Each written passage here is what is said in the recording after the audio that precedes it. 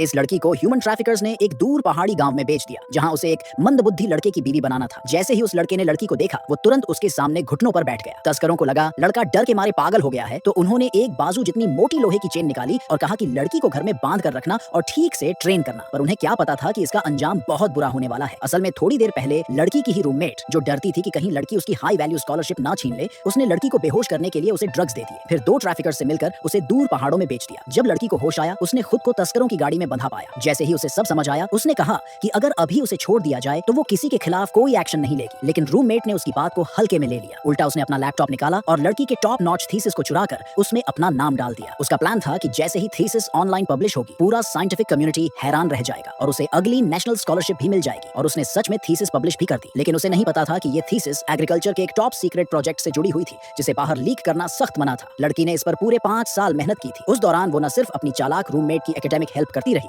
बल्कि थीसिस पर भी काम करती रही। और आखिर में उसी ने एक ऐसी लड़की को गाइड किया जो उसे धोखा दे गई। रूममेट ने न सिर्फ उसका काम चुराया, बल्कि उसे कई बार जोर से थप्पड़ भी मारे। उसी समय एग्रीकल्चर साइंसेज एकेडमी के एकेडमिशियंस ने ये थीसिस ऑनलाइन देखी। वो पहले से जानते थे कि असली ऑथर वही लड़की है, तो उन्होंने तुरंत फोन करके कांटेक्ट करने की कोशिश की। लेकिन लड़की का फोन किसी भी तरह से नहीं लग रहा था। तभी उन्हें शक हुआ कि कुछ गलत हुआ है। उन्होंने तुरंत अपने असिस्टेंट से पुलिस को कॉल करवाया और नेशनल सिक्योरिटी डिपार्टमेंट को भी इन्फॉर्म कर दिया। रूममेट को इस बात की बिल्कुल भी भनक नहीं थी कि मामला कितना सीरियस हो चुका है। वो लड़की को फिर से कार में फेंकती है और रास्ते पर निकल पड़ती है। लेकिन जैसे ही लड़की ने तस्करों के फोन में नेविगेशन की डेस्टिनेशन सुनी, उसे समझ आ गया कि उसे जिस जगह ले जाया जा रहा है वो उसकी खुद की देहाती होम टाउन है। रास्ते में रूममेट ने एक साइन बोर्ड देखा जिस पर वही नाम लिखा था जो लड़की का नाम था। फिर वो लड़की का मजाक उड़ाने लगी और बोली, देख, पहाड़ भी तुझे वापस बुला रहे हैं। पर उसे नहीं पता था कि ये वही रोड है जो लड़की ने 3 साल पहले गांव वालों की मदद से अपनी सारी स्कॉलरशिप की रकम डोनेट करके बनवाई थी। गांव वालों ने थैंक यू कहने के लिए उस रोड का नाम लड़की के नाम पर रख दिया था। इतना ही नहीं, लड़की की गाइडेंस में गांव वालों के उगाए गए फल अब पहले से ज्यादा अच्छे दिखने और स्वादिष्ट होने लगे थे। कुछ ही सालों में पूरा गांव अमीर बन गया। लड़की के योगदान के लिए गांव के मुखिया ने डिसाइड किया कि गांव में उसके नाम का एक एंसेस्ट्रल हॉल बनाया जाएगा। जब सब लोग एंसेस्ट्रल हॉल बनाने में बिजी थे,